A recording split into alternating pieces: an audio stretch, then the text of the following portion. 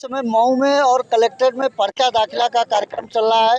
इस समय पर्चा दाखिला करने के लिए बसपा से अधिकृत जो प्रत्याशी हैं बालकृष्ण चौहान जी, वे अंदर जा चुके हैं और उनके समर्थक और बसपा के जो वोटर हैं, जो भी उनके समर्थक हैं, ये सारे लोग यहाँ मौजूद हैं। इनसे जानेंगे और ये लोग बताएंगे कि कैसे आज का कार्यक्रम रहा।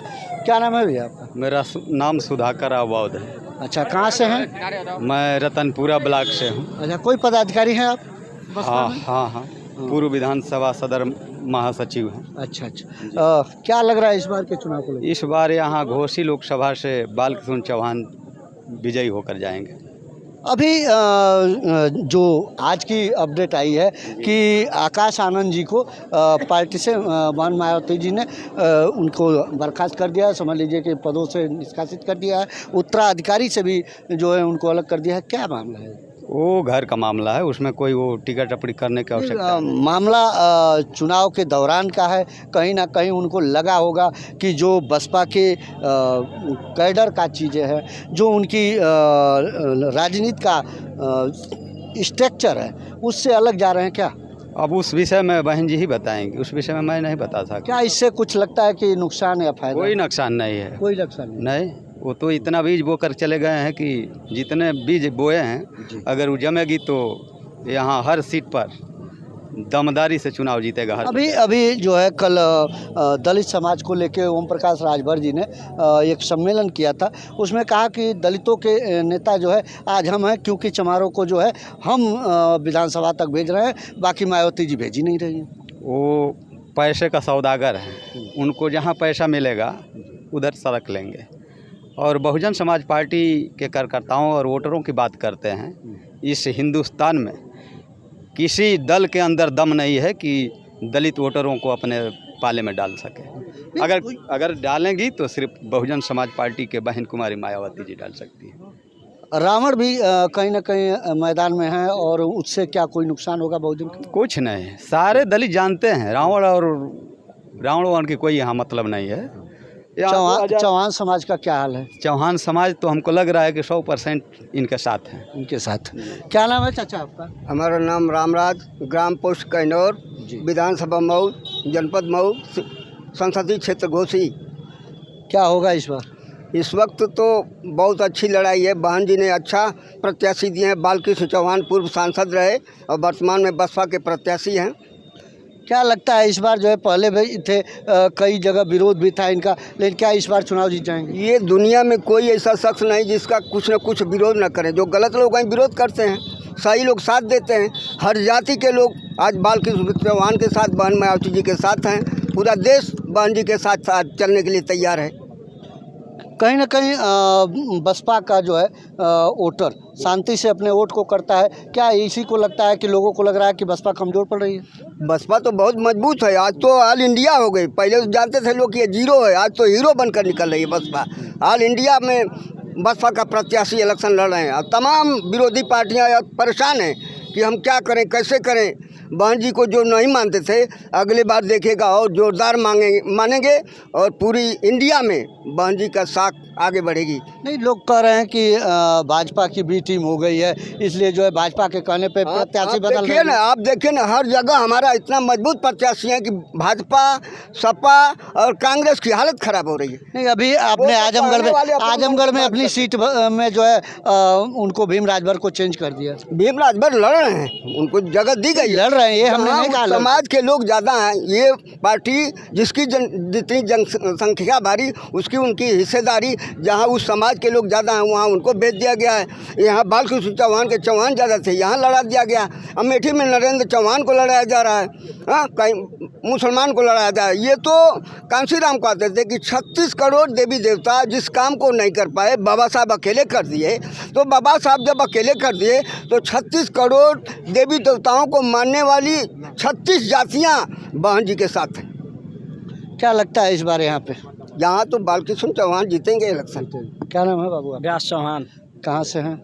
हम इसी क्षेत्र से हैं, घोसी में आए हुए प्रचार करने के लिए गोरखपुर से चल करके। अच्छा, गोरखपुर में घर है जी क्या जी आपका? जी जी। कहाँ पे है गोरखपुर? गोरखपुर पिपराइच विधानसभा 321 पिपराइच विधानसभा।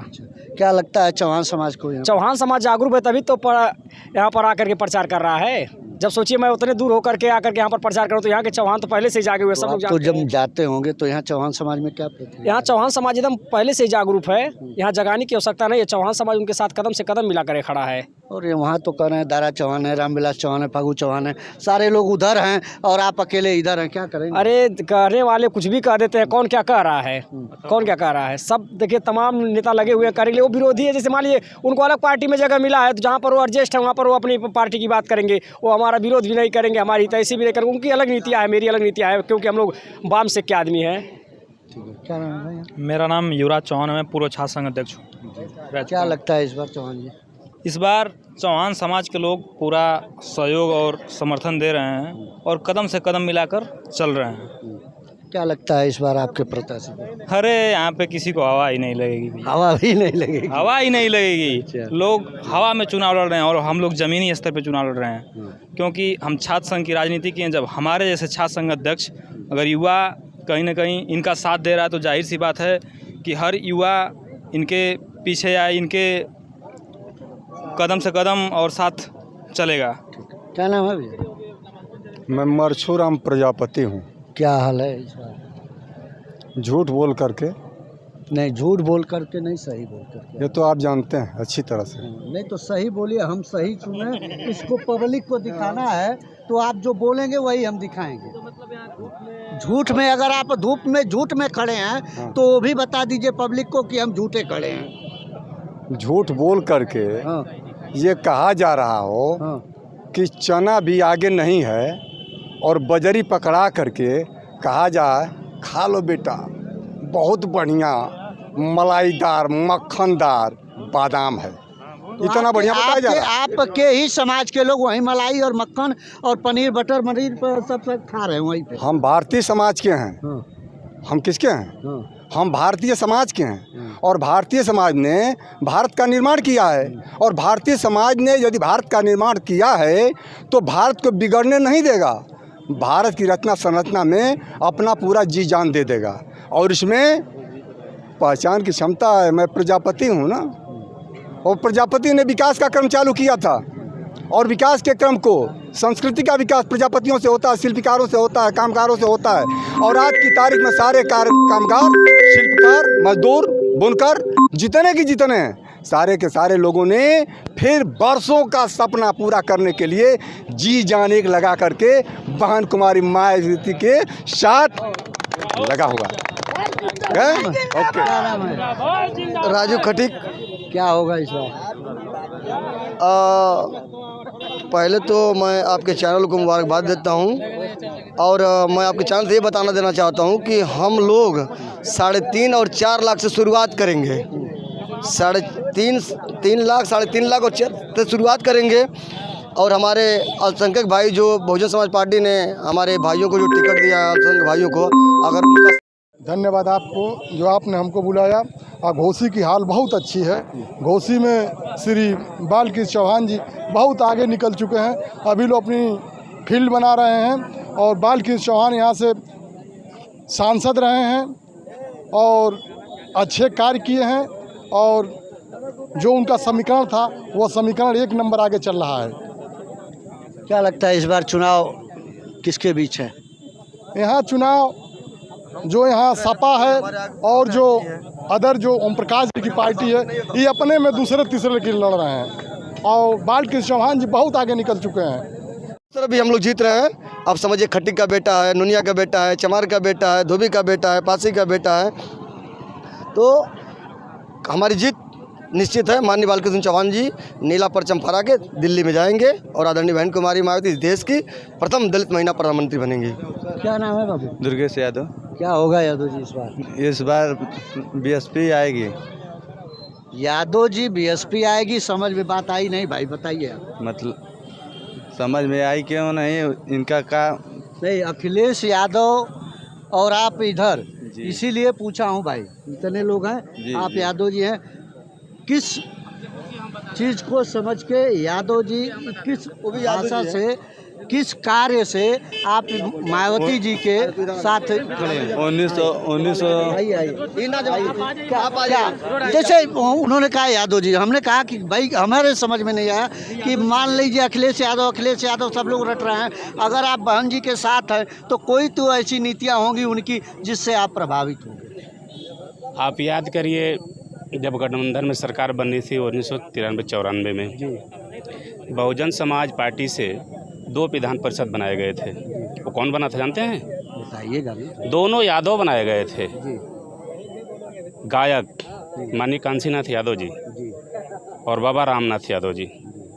तो बताइए, जब बहुजन समाज पार्टी इतनी बड़ी खजाना अपनी दे सकती है यादव के सम्मान में, तो यादव क्यों नहीं दे सकता है बहुजन समाज पार्टी के माननीय बहन जी के सम्मान में वोट?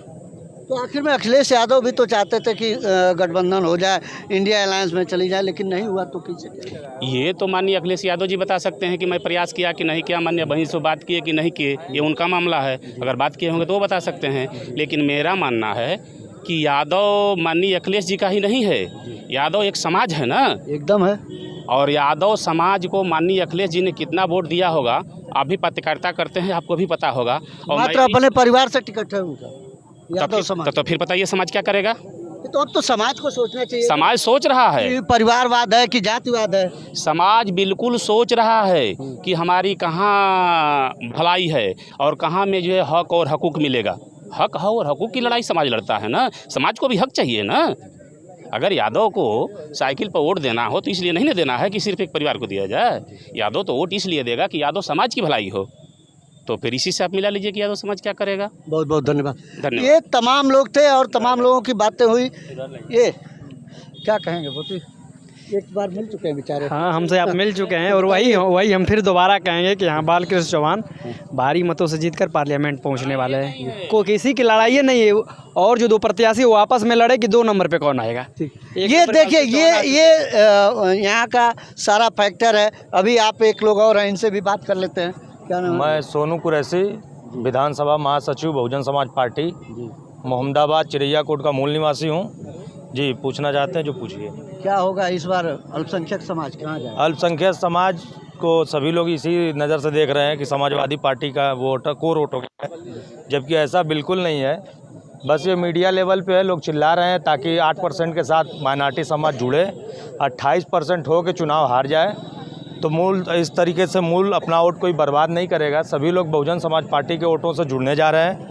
जिस तरीके से अगर मुस्लिम माइनॉरिटी के वोट अगर वो 20 से 22% वोट जुड़ रहा है, तो बहुजन समाज पार्टी के 20 से 22% वोट, अन्यथा और हमारे चौहान समाज से लेके जितने भी वोट हैं हमारा तो लगभग में 40-42%, 43% वोट है हमारा। और लगभग परसेंटेज आज की जो पोलिंग वोटिंग चल रही है वो लगभग मान के चलिए 45, 50, 55 हो रहा है, जिसमें से हम 50% से एबव हैं। मान के चलिए हम 30 से 35, 40, 45% अकेले चुनाव है। बाकी 15%, 20% चाहे जो भी हो, उसमें दोनों पार्टी के कैंडिडेट हैं। अगर वो जितना चाहे उतना वोट बांट लें, उसमें कोई दो राय नहीं है। बहुत बहुत धन्यवाद। ये थे यहाँ के लोग और यहाँ घोसी में जो माहौल है उसको लेके जो चर्चाएं चल रही थी कि तमाम लोग जो है तमाम बिरादरी से थे, तमाम लोग अपने अपने ओपिनियन रखे। इस तरीके से लगा कि हाँ, बहुजन समाज पार्टी का कैडर क्या कर रहा है, यहाँ पे मतदाता उनके साथ किस तरीके से जा रहा है। देखते रहिए यस भारत न्यूज़। मैं संजय मिश्रा।